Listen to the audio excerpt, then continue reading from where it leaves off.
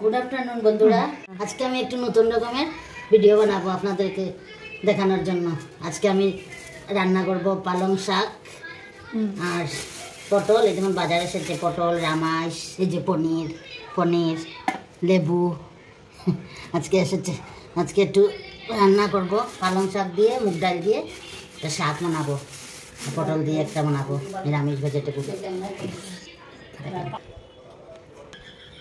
আপনারা দেখবেন, দেখে লাইক কমেন্ট শেয়ার করবেন, কীরকম হয় কমেন্টে জানাবেন আমার ভিডিওগুলো। হ্যালো বন্ধুরা, আমি এখন শাকটা রান্না করবো। ভাজাটা হয়ে গেছে, এখন নামিয়ে দেবো। নামিয়ে ওইটাকে সিদ্ধ করে নেব, আধা ফাটা করে সিদ্ধ করে নেব।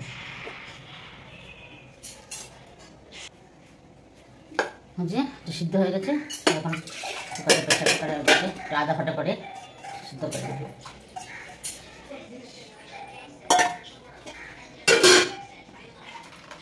একটু নুন দিয়ে দেবো, সিদ্ধ করে।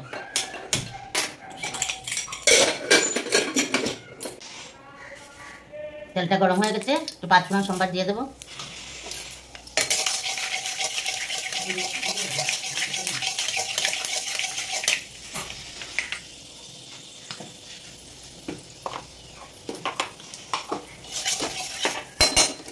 শাকটা দিয়ে দিচ্ছি,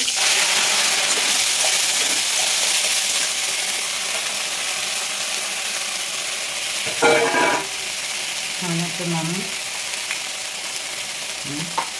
একটু হলুদ, আর একটু হলুদ দিয়ে দিচ্ছি। শাকে তো আর কিছু দিতে হয় না।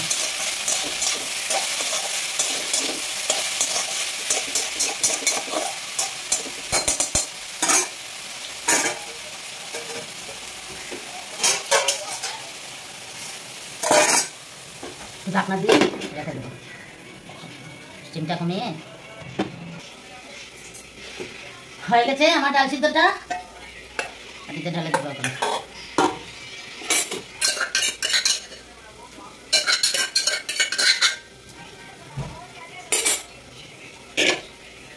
দেখি আমার শাকটা কতটুকু হয়েছে।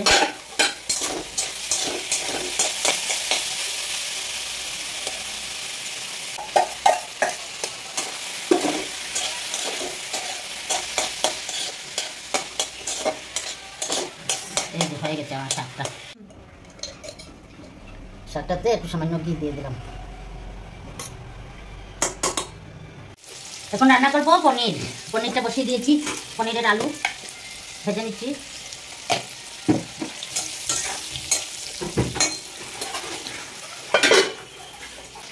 টমেটো পেস্ট করেছি, আমার জন্য 2 চামচ, 3 চামচ দিয়ে দিল। 1 চামচ মরিচ গুঁড়ো, হলুদ গুঁড়ো দিয়ে দিচ্ছি।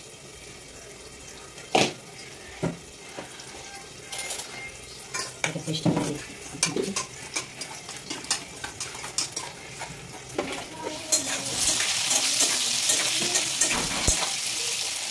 হালকা একটু হবে।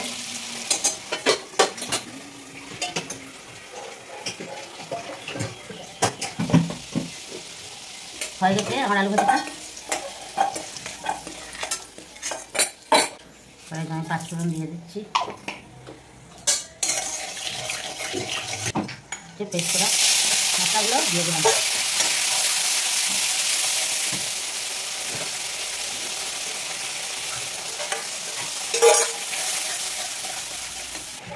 এখন আলুগুলো দিয়ে দেবো।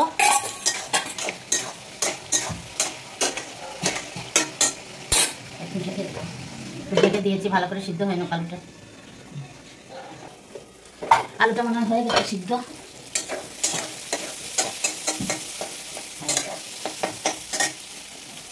সামান্য একটু চিনি দিয়ে দেবো,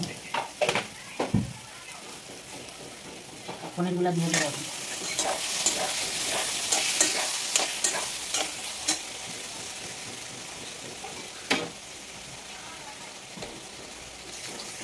ঝোলটা দিয়ে দিলাম।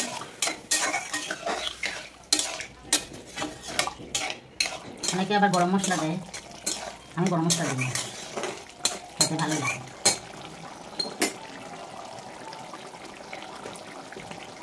আমার শাক রেডি, পনিরও হয়ে গেছে।